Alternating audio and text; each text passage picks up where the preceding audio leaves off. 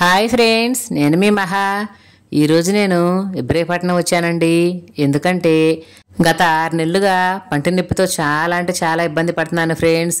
ఒక సైడు జ్ఞానదంతం అరిగిపోయి సగానికి విరిగిపోయి ఏమి తిన్నా ఆ పంటలు ఇరుక్కొని చాలా ఇబ్బంది పెడుతుందండి. అందుకని ఒకసారి డెంటల్ హాస్పిటల్లో చెకప్ చేయించుకుందామని వచ్చాను ఫ్రెండ్స్.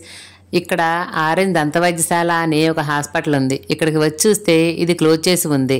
ఇక్కడ ఉన్న ఫోన్ నెంబర్ ఆధారంగా డాక్టర్ గారికి ఫోన్ చేసి మాట్లాడితే ఈ రోజు రావటం కుదరదని, రేపు సండే కాబట్టి హాలిడే, మండే ఈవినింగ్ రమ్మని చెప్పారు. అక్కడ నుంచి నేను మరో హాస్పిటల్కి అయితే వచ్చాను ఫ్రెండ్స్.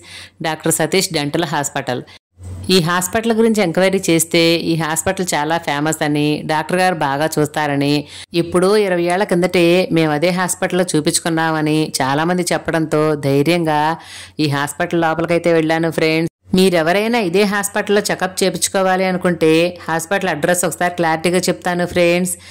ఇబ్రహీంపట్నంలో కంచిశర్ల నందిగామ వైపు ఆటో లాగే దగ్గర ఎదురుగా శ్రీ కనకదుర్గ స్వీట్ షాప్ ఉందండి. ఇది చాలా ఫేమస్ స్వీట్ షాపు. కింది ఫ్లోర్లో స్వీట్ షాప్ ఉంటుంది, పై ఫ్లోర్లో హాస్పిటల్ ఉంటుంది. ఇది correct and permanent address friends. ఇక నేనైతే లోపలికి వెళ్ళిపోతున్నానండి. ఇక్కడికి వెళ్ళి కూర్చున్న తర్వాత పేషెంట్లు కొంతమంది ఉన్నారు. నేను వెళ్ళగానే నా చేత ఎంట్రీ ఫీజు కట్టించుకొని నా పేరు రాశారు. అందరూ డాక్టర్ గారి కోసం వెయిట్ చేస్తున్నారండి. ఇంకో 5 మినిట్స్లో డాక్టర్ గారు వచ్చేస్తున్నారని చెప్పారు. డాక్టర్ గారు రావటం, నాకు చెకప్ చేయటం అన్నీ జరిగిపోయాయండి.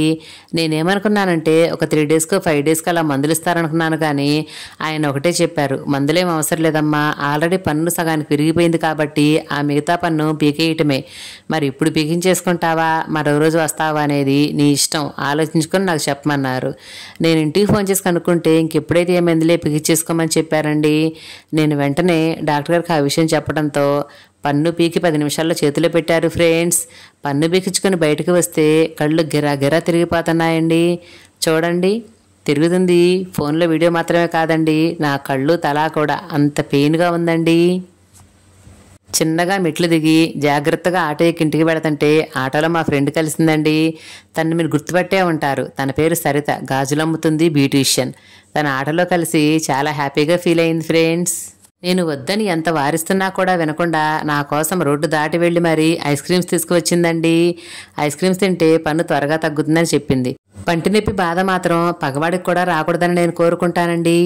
ఎందుకంటే పన్ను పీకించుకున్న తర్వాత 5 రోజులు నేను మనిషిని కాలేదంటే నమ్మండి, చంప ఇంత లావున ఉబ్బిపోయి వాచిపోయి అసలు నోరు తెరవటానికి కూడా వీలు కాలేదు ఫ్రెండ్స్. వారం పట్టిందండి నేను తిరిగి కోరుకోవటానికి. పన్నుపోటే ఇంత బాధగా ఉంటే ఇంతకంటే పెయిన్ఫుల్ బాధ ఇంకొకటి చెప్పనా, అది వెన్నుపోటండి. బాహుబలి సినిమాలో కట్టప్ప పొడుస్తాడే అలా అనుకుంటున్నారా? ఆ టైప్దే. కానీ కట్టప్ప అయితే కత్తితో పొడిచాడు, మనుషులైతే మాటలతో పొడిచేస్తారండి.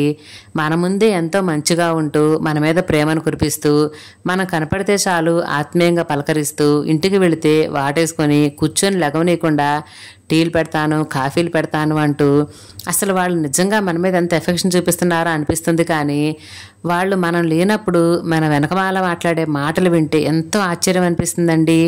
నా గురించి వీళ్ళ ఇలా మాట్లాడింది అని అసలు నమ్మను కూడా నమ్మాలంటే అంత కష్టంగా ఉంటుంది ఫ్రెండ్స్. ఇది నాకు రియల్గా అనుభవం అయిందండి. కొన్నిసార్లు మన మంచితనం కూడా మనకు లేని తిప్పలు తెచ్చిపెడుతుంది ఫ్రెండ్స్. ఇది మాత్రం వాస్తవం అండి.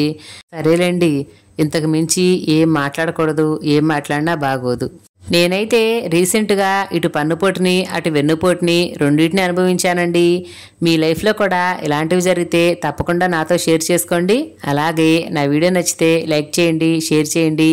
అలాగే నా ఛానల్ సబ్స్క్రైబ్ చేసుకొని నన్ను సపోర్ట్ చేయండి ఫ్రెండ్స్. Thank you.